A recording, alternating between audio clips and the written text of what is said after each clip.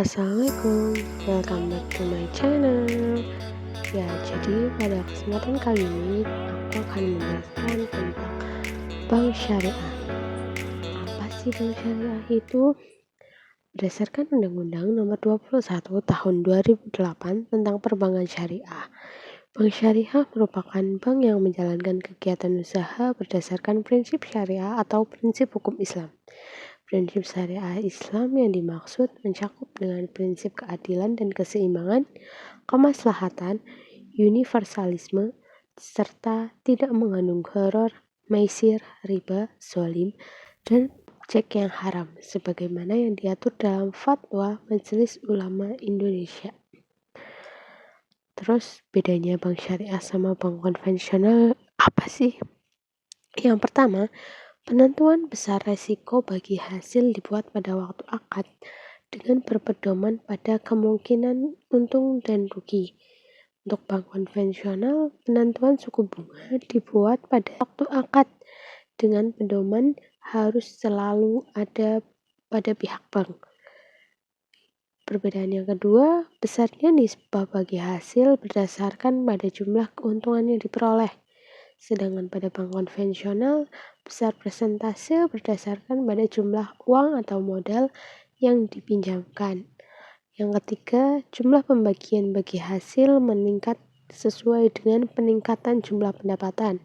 Pada bank konvensional, jumlah pembayaran bunga tidak meningkat meskipun jumlah keuntungan berlipat ganda saat keadaan ekonomi membaik. Dan yang terakhir, bagi hasil tergantung pada keuntungan proyek yang dijalankan. Jika proyek itu tidak mendapatkan keuntungan, maka kerugian akan ditanggung bersama oleh kedua belah pihak. Sedangkan bank konvensional, pihak bank menerima beban pembayaran bunga pada nasabah, walaupun kondisi perekonomian sedang tidak stabil. Selanjutnya ada produk-produk dari bank syariah. Yang pertama ada penghimpunan dana. Penghimpunan dana seperti tabungan, giro, dan deposito yang memakai prinsip mudharabah dan wadiah. Yang kedua ada penyaluran dana yang berupa jual beli dengan prinsip murabahah, istisna dan salam. Bagi hasil, mudharabah dan musyarakah, serta ujrah atau upah. Yang ketiga ada jasa keuangan. Produknya memakai prinsip syariah seperti wakalah, kafalah, sarf, dan hawalah. Contohnya layanan transfer, clearing, inkaso, payroll, dan bank garansi. Di sebelah ada grafik yang menunjukkan produk yang sering digunakan oleh masyarakat. Untuk selanjutnya ada bank syariah di Indonesia. Jadi, pada tahun 1990, Majelis Ulama Indonesia membentuk kelompok kerja untuk mendirikan Bank Islam di Indonesia. Pada tanggal 18 Agustus sampai 20 Agustus 1990, MUI menyelenggarakan lokarya bunga bank dan perbankan di Cisarua, Bogor, Jawa Barat.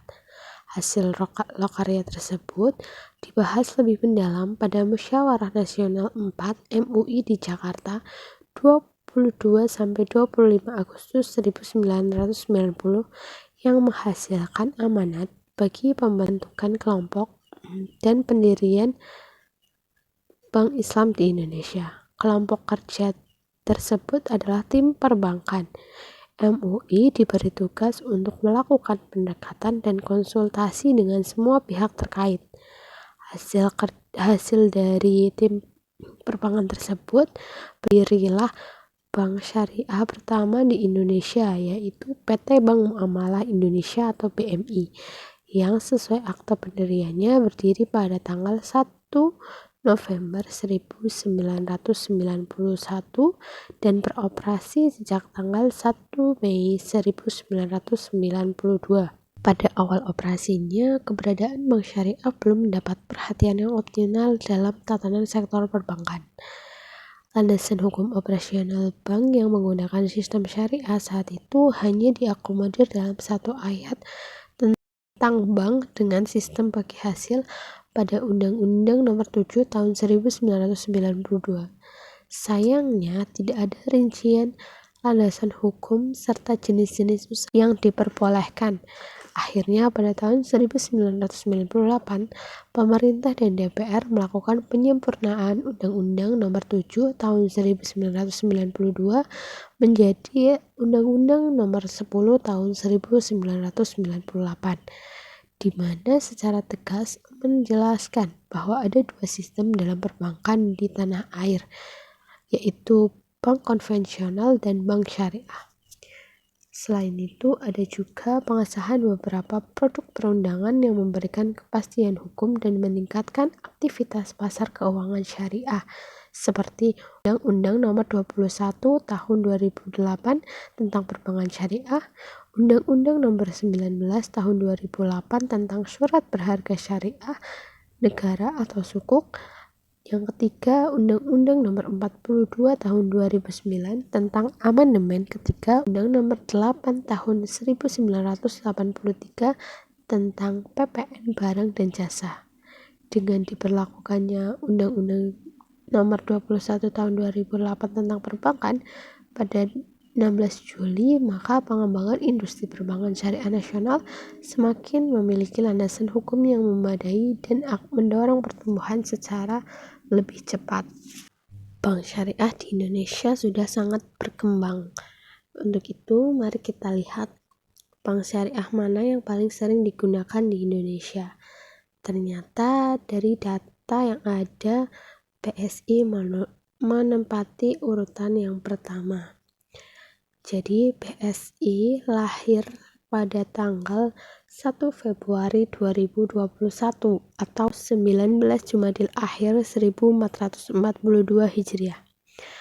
Ini merupakan gabungan dari 3 bank, yaitu PT Bank BRI Syariah Tbk, PT Bank Syariah Mandiri, dan PT Bank BNI Syariah.